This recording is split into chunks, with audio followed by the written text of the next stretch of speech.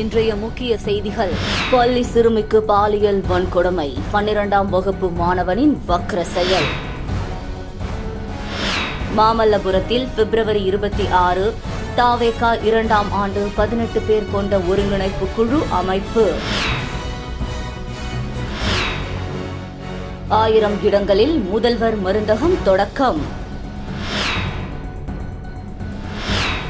வேட்டைக்கு துணை சென்றவர் விலங்கு என நினைத்து சுட்டதில் பலி. பள்ளி சிறுமிக்கு பாலியல் வன்கொடுமை, 12ஆம் வகுப்பு மாணவனின் வக்ர செயல். கரூரில் காதலிப்பதாக அழைத்து 10ஆம் வகுப்பு மாணவியை நண்பர்களுடன் சேர்ந்த 12ஆம் வகுப்பு மாணவன் கூட்டு பாலியல் வன்கொடுமை செய்த சம்பவம் பெரும் அதிர்ச்சியை ஏற்படுத்தியுள்ளது. பள்ளியில் 10ஆம் வகுப்பு படிக்கும் மாணவியை காதலிப்பதாக கூறி ஏமாற்றி 12ஆம் வகுப்பு மாணவன் ஒருவன் அங்குள்ள ஒரு மறைவான பகுதிக்கு வரவழைத்துள்ளான். நம்பி சென்ற மாணவியை அந்த மாணவன் தனது நண்பர்களுடன் சேர்ந்து கூட்டு பாலியல் வன்கொடுமை செய்துள்ளான். பிறகு மாணவியை கழுத்தை அறுத்து கொடூரமாக நடத்தியுள்ளான். இதில் பாதிக்கப்பட்ட மாணவி தனியார் மருத்துவமனையில் சிகிச்சைக்காக அனுமதிக்கப்பட்டுள்ளார். பாதிக்கப்பட்ட மாணவி அளித்த புகாரின் பேரில் 12ஆம் வகுப்பு மாணவனை பிடித்து போலீசார் விசாரித்து வருகின்றனர்.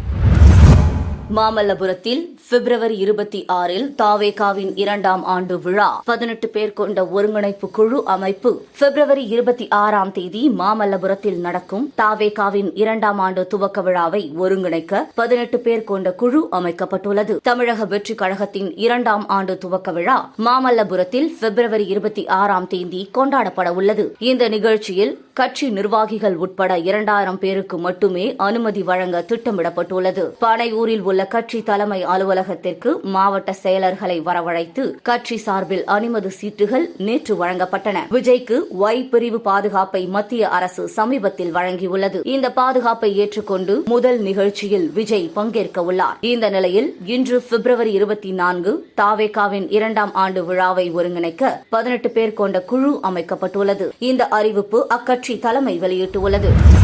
1000 இடங்களில் முதல்வர் மருந்தகம் தொடக்கம். மிக குறைந்த விலையில் மருந்துகளை விற்பனை செய்யும் முதல்வர் மருந்தகம் திட்டம் தமிழகம் முழுவதும் முதல்வர் மு.க. ஸ்டாலின் திங்கட்கிழமை தொடங்கி வைத்தார். சென்னை பாண்டி பசாரில் அமைக்கப்பட்டிருக்கும் மருந்தகத்தை தொடங்கி வைத்து முதல்வர் ஸ்டாலின் பார்வையிட்டார். இதையடுத்து தமிழகம் முழுவதும் இந்த திட்டம் அமலுக்கு வந்தது. தொழில் முனைவோர் மூலமாக 500 மருந்தகங்கள், கூட்டுறவுத்துறை வழியாக 500 மருந்தகங்கள் என மொத்தம் 1000 முதல்வர் மருந்தகங்கள் 38 மாவட்டங்களில் திறக்கப்பட்டுள்ளன. சர்க்கரை நோய்க்காக விற்பனை செய்யப்படும் 30 மாத்திரைகள் கொண்ட ஓர் அட்டை முதல்வர் மருந்தகத்தில் ரூபாய் 11க்கு கிடைக்கும். பிரதமர் பெயரிலான மருந்தகத்தில் ரூபாய் 30ற்கு, தனியார் மருந்தகத்தில் ரூபாய் 70ற்கு கிடைக்கும். இதனால் மாதந்தோறும் மிகப்பெரிய சேமிப்பு ஏற்படும். அதாவது தனியார் மருந்தகத்தில் மருந்துக்காக மட்டும் மாதம் ரூபாய் 3000 முதல் 4000 வரை செலவழித்தவர்கள் இனி முதல்வர் மருந்தகத்தில் 1000 ரூபாயிலேயே அந்த மருந்துகளை வாங்க முடியும். அதாவது மாதந்தோறும் 50 முதல் 75% தொகையை மருந்து வாங்குவதில் சேமிக்கலாம். மாநிலத்துக்கான சென்னை சாலிகிராமத்தில் மருந்து கிடங்கும், ஒவ்வொரு மாவட்டத்திலும் கூட்டுறவுத்துறைக்கான கிடங்குகளும் உள்ளன. முதல்வர் மருந்தகங்களுக்கான மருந்துகள் கூட்டுறவு, மக்கள் நல்வாழ்வு துறைகள் மூலம் கொள்முதல் செய்யப்பட்டு விநியோகம் செய்யப்பட உள்ளன. ஒரு மருந்தகத்தில் மருந்து இல்லாவிட்டால் 48 மணி நேரத்தில் கொள்முதல் செய்யப்பட்டுவிடும். முதல்வர் மருந்தகத்தில் விநியோகிக்கப்படும் மருந்துகளின் விலை அரசால் கண்காணிக்கப்பட்டு ஒரே விலையாக மட்டுமே வழங்கப்படும் என்று சென்னை 1000 விளக்கு சட்டப்பேரவை தொகுதி உறுப்பினரும் மருத்துவருமான நா. எழிலன் செய்தியாளர் தெரிவித்தார். வேட்டைக்கு துணை சென்றவர் விலங்கு என நினைத்து சுட்டதில் பலி. ஒடிசா மாநிலம் டெங்கனால் மாவட்டத்தில் வேட்டைக்கு துணை சென்ற நபர் வனவிலங்கு என நினைத்து தவறுதலாக துப்பாக்கியால் சுடப்பட்டதில் பலியாகியுள்ளார். டெங்கனாலின் பாசி கிராமத்தை சேர்ந்த பண்ணை உரிமையாளர் கோபிந்தா நாயக், வயது 47. இவரும் அவரது உறவினருமான ரமேஷ் நாயக், வயது 45 என்பவரும் அங்குள்ள வனப்பகுதியில் அவ்வப்போது வேட்டைக்கு செல்வார்கள் என கூறப்படுகிறது. இந்த நிலையில் நேற்று பிப்ரவரி 23 தனது பண்ணையில் உறங்கிக் கொண்டிருந்த கோபிந்தாவை அதிகாலை 2:30 மணி அளவில் நாட்டு துப்பாக்கியுடன் அங்கு வந்த அவரது உறவினரான ரமேஷ் வேட்டைக்கு துணை வருமாறு அழைத்துள்ளார். இதனைத் தொடர்ந்து இருவரும் சேர்ந்து அங்குள்ள வனப்பகுதியில் வேட்டைக்கு சென்றுள்ளனர். காடுகளில் உள்ள புதறுகளினுள் ஏதேனும் விலங்குகள் ஒளிந்திருக்கக்கூடும் என்பதனால் அந்த புதறுகளின் கிளைகளை பிடித்து உலுக்குமாறு ரமேஷ் கூறியதனால் கோபிந்தாவும் புதறுகளை உலுக்கியவாறு சென்று கொண்டிருந்தார். சில அடி தூரம் கடந்ததும் செடிகள் உரசும் சத்தம் கேட்டதனால் விலங்கு என்று நினைத்து அந்த திசையை நோக்கி ரமேஷ் கண்மூடித்தனமாக துப்பாக்கியால் சுட்டுள்ளார். சுடப்பட்டுள்ளார். அப்போது அதில் ஒரு குண்டு எதிர்பாராத விதமாக கோபிந்தாவின் நெஞ்சில் பாய்ந்ததாக கூறப்படுகிறது. இந்த நிலையில் அங்கு சென்ற ரமேஷ் பார்த்தபோது கோபிந்தா ரத்த வெள்ளத்தில் கீழே கிடந்தது தெரிய வந்துள்ளது. உடனடியாக தங்களது குடும்பத்தினருக்கு தகவல் தெரிவிக்கப்பட்டு கோபிந்தாவை மீட்டு அப்பகுதி மருத்துவமனைக்கு அழைத்து சென்றுள்ளனர். அங்கு அவரை பரிசோதித்த மருத்துவர்கள் அவர் ஏற்கனவே இறந்துவிட்டதாக தெரிவித்துள்ளனர். இதுகுறித்த தகவல் அறிந்த காவல்துறையினர் கோபிந்தாவின் குடும்பத்தினர் அளித்த புகாரின் பேரில் வழக்கு பதிவு செய்து ரமேஷை கைது செய்து நீதிமன்றத்தில் ஆஜர்படுத்தியுள்ளனர். எல்லோர் மனதிலும் ஜெயலலிதா நினைவு இருக்கும். ரஜினி நெகிழ்ச்சி பேட்டி. ஜெயலலிதா இங்கு இல்லை என்று சொன்னாலும் கூட அவர் நினைவு எப்பொழுதும் எல்லோர் மனதிலும் இருக்கும் என ஜெயலலிதா பிறந்த நாளை முன்னிட்டு போயஸ் கார்டனில் அவரது படத்துக்கு அஞ்சலி செலுத்திய நடிகர் ரஜினிகாந்த் பேட்டி அளித்தார். மறைந்த முன்னாள் முதல்வர் ஜெயலலிதாவின் 77வது பிறந்த நாளையொட்டி சென்னை போயஸ் கார்டனில் உள்ள ஜெயலலிதா இல்லத்தில் நடிகர் ரஜினிகாந்த் அவரது உருவப்படத்திற்கு மரியாதை செலுத்தினார். பின்னர் நிருபர்களை சந்திப்பில் ஜெயலலிதாவின் நினைவு அனைவரது மனதிலும் நிலைத்திருக்கும் என ரஜினி தெரிவித்தார். புதுச்சேரியில் சாலையில் நடந்து சென்ற மூதாட்டி மறைந்த தமிழக முதலமைச்சர் ஜெயலலிதாவின் திருவுருவப்படத்தை பார்த்து வணங்கி செல்லும் வீடியோ இணையத்தில் வைரலாகி வருகிறது. புதுச்சேரி அதிமுக சார்பில் தமிழக முன்னாள் முதல்வர் ஜெயலலிதாவின் பிறந்தநாள் விழா உப்பளத்தில் உள்ள தலைமை அலுவலகத்தில் இன்று கொண்டாடப்பட்டது. இதனை ஒட்டி அலுவலகத்தில் முன்பு பிரம்மாண்டமாக கோபுர வடிவில் அமைக்கப்பட்ட குடிலின் உள்ளே ஜெயலலிதா படம் அலங்கரிக்கப்பட்டு வைக்கப்பட்டிருந்தது. இதனிடையே அந்த பகுதியில் கூழ் விற்பனை செய்யும் மூதாட்டி நடந்து சென்றார். அப்போது அலங்கரிக்கப்பட்ட ஜெயலலிதாவின் திருவுருவ படத்தை பார்த்து நெகிழ்ந்த மூதாட்டி கையெடுத்து கும்பிட்டு மகிழ்ந்தபடி சென்றார். இதனை கண்ட அங்கிருந்த அதிமுகவினர் இன்று என்ன நாள் தெரியுமா என கேட்டபோது இன்றைக்கு அம்மாவின் பிறந்த நாள் என்றும் எனக்கு அம்மாவை ரொம்ப பிடிக்கும் என மூதாட்டி நெகிழ்ச்சியாக தெரிவித்தார். தற்போது இந்த வீடியோ இணையத்தில் வைரலாகி வருகிறது. புதுச்சேரியை சேர்ந்த பெண்ணுக்கு இன்ஸ்டாகிராம் நண்பர் மூலம் பரிசு பொருட்கள் அனுப்பியுள்ளதாக கூறி ரூபாய் 16.21 லட்சத்தை மோசடி கும்பல் ஏமாற்றியுள்ளது. காலாப்பட்டை சேர்ந்த பெண் ஒருவர் இன்ஸ்டாகிராம் மூலம் அடையாளம் தெரியாத ஆண் நபருடன் நட்பாகி பழகி வந்துள்ளார். அந்த நபர் திடீரென அந்த பெண்ணிற்கு கொரியர் மூலம் பரிசு பொருட்கள் அனுப்பியுள்ளதாக கூறியுள்ளார். அதற்கு அடுத்த நாள் அந்த பெண்ணை தொடர்பு கொண்ட மற்றொரு நபர் தான் சுங்கத்துறை அதிகாரி பேசுவதாக கூறி உங்களுடைய பெயருக்கு பரிசு பொருள் ஒன்று வந்துள்ளதாகவும் அதனை டெலிவரி செய்வதற்கு செயலாக்க கட்டணம் மற்றும் பிற கட்டணங்கள் செலுத்த வேண்டும் என்று கூறியுள்ளார். இதை நம்பிய அப்பெண் மர்ம நபர் கூறியபடி ரூபாய் 16,21,607 அனுப்பி ஏமாந்தார். கருவடிக்குப்பத்தை சேர்ந்த அனந்த சுப்பிரமணியன் ரூபாய் 67,000, வில்லியனூர் சுல்தான்பேட்டையை சேர்ந்த ஷபர்தீன் ரூபாய் 50,000, புதுச்சேரி ரத்னா நகரை சேர்ந்த நிர்மல்குமார் ரூபாய் 1,500, பிச்சவீரன்பேட் பகுதியை சேர்ந்த வீரப்பா ரூபாய் 9,500 என மொத்தம் 5 பேர் ஆன்லைனில் 17,49,600 ரூபாயை மோசடி கும்பலிடம் இழந்துள்ளனர். இதுகுறித்த புகாரின் பேரில் புதுச்சேரி சைபர் கிரைம் போலீசார் வழக்கு பதிந்து விசாரணை நடத்தி வருகின்றனர்.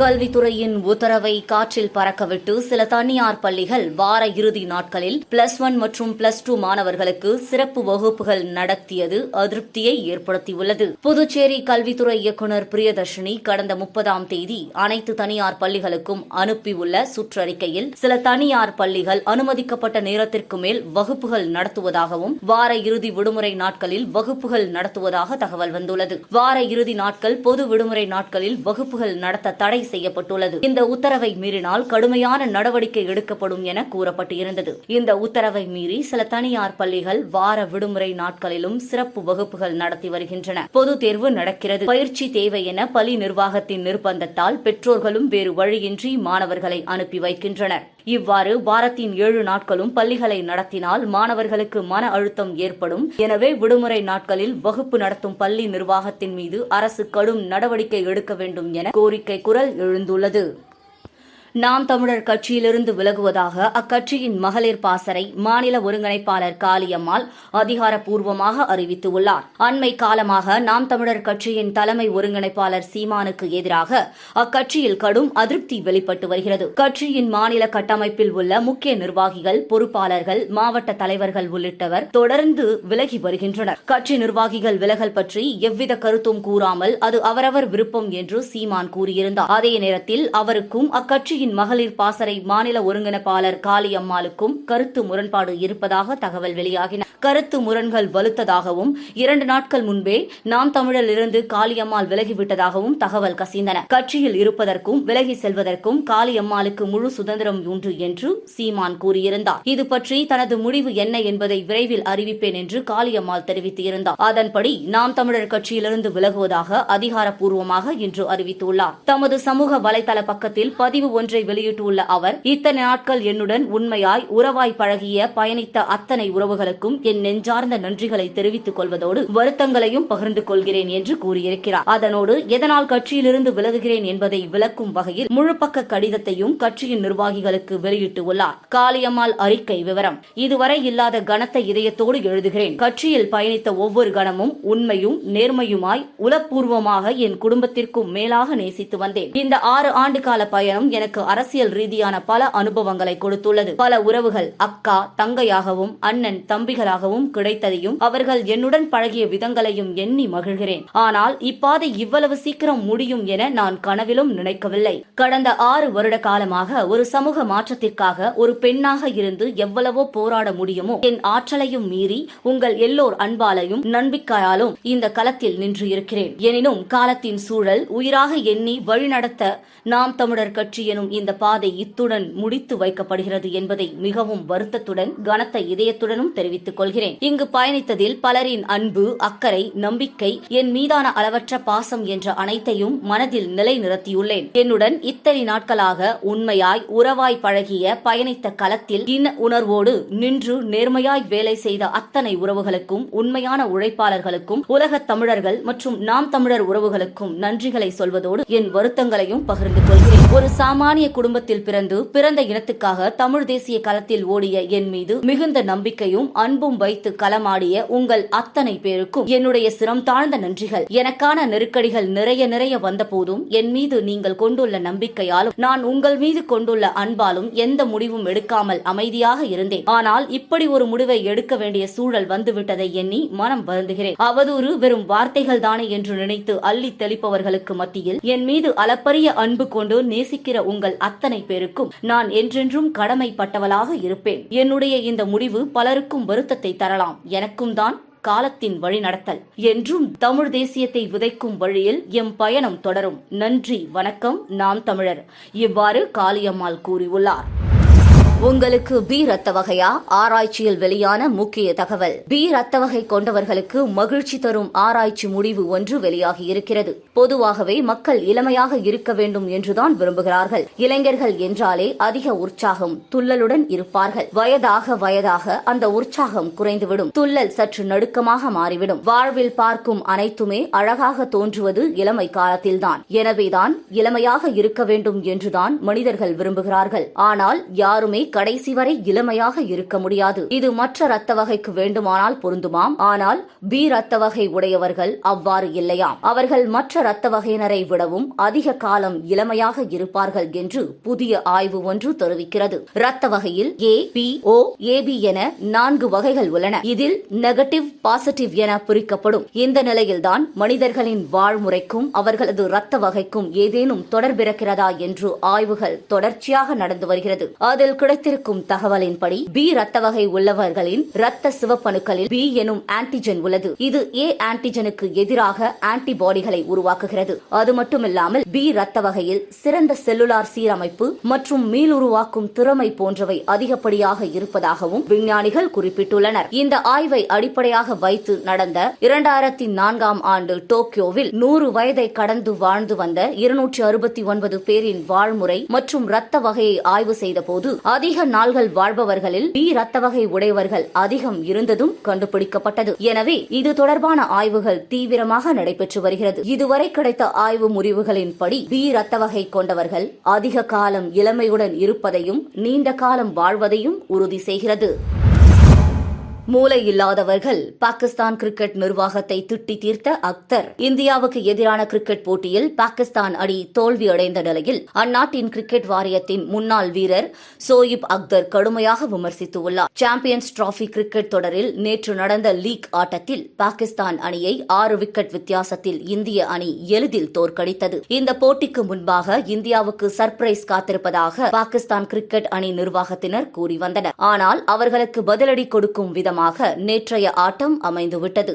இதன் காரணமாக பாகிஸ்தான் முன்னாள் வீரர்கள், ரசிகர்கள் பாகிஸ்தான் அணியை கடுமையாக விமர்சித்து வருகின்றனர். இந்த நிலையில் பாகிஸ்தான் அணியின் முன்னாள் வேகப்பந்து வீச்சாளர் சோயுப் அக்தர் பாகிஸ்தான் கிரிக்கெட் அணி நிர்வாகத்தை மூளையில்லாதவர்கள் என்று விமர்சித்துள்ளார். இதுகுறித்து வெளியிட்ட வீடியோவில் அவர் கூறியதாவது: பாகிஸ்தான் தோல்வி அடைந்தது எனக்கு எந்தவித ஏமாற்றத்தையும் கொடுக்கவில்லை. ஏனெனில் எனக்கு நடக்கப் போகிறது என்பது முன்பே தெரியும். 5 முழுநேர பவுலர்கள் இன்றி விளையாடினால் இந்த நிலைமைதான். மற்ற அணிகள் 5 சிறந்த பவுலர்களுடன் விளையாடும் போது நீங்கள் ஆல்ரவுண்டர்களை தேர்வு செய்துள்ளீர்கள். நீங்கள் என்ன நினைக்கிறீர்கள் என்று எனக்கு தெரியவில்லை. பாகிஸ்தான் அணி நிர்வாகம் மூளை இல்லாமல் தெளிவற்று இருப்பதாக நினைக்கிறேன். இது பெரும் ஏமாற்றத்தை அளித்துள்ளது. இவ்வாறு அவர் கூறினார். மீண்டும் இன்றைய முக்கிய செய்திகள். பள்ளி சிறுமிக்கு பாலியல் வன்கொடுமை. 12ஆம் வகுப்பு மாணவனின் வக்ர செயல். மாமல்லபுரத்தில் பிப்ரவரி 26 தாவேகா 2ஆம் ஆண்டு 18 பேர் கொண்ட ஒருங்கிணைப்பு குழு அமைப்பு. 1000 இடங்களில் முதல்வர் மருந்தகம் தொடக்கம். வேட்டைக்கு துணை சென்றவர் விலங்கு என நினைத்து சுட்டதில் பலி. செய்திகளை துல்லியமாகவும் தெளிவாகவும் தெரிந்து கொள்ள கிரியேட்டிவ் மீடியா யூடியூப் சேனலை சப்ஸ்கிரைப் செய்து கொள்ளுங்கள். நன்றி, வணக்கம்.